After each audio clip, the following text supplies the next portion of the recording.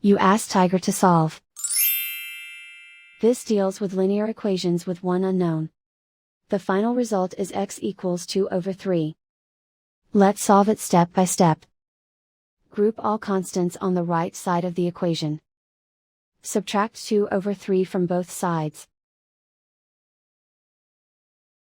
Combine the fractions.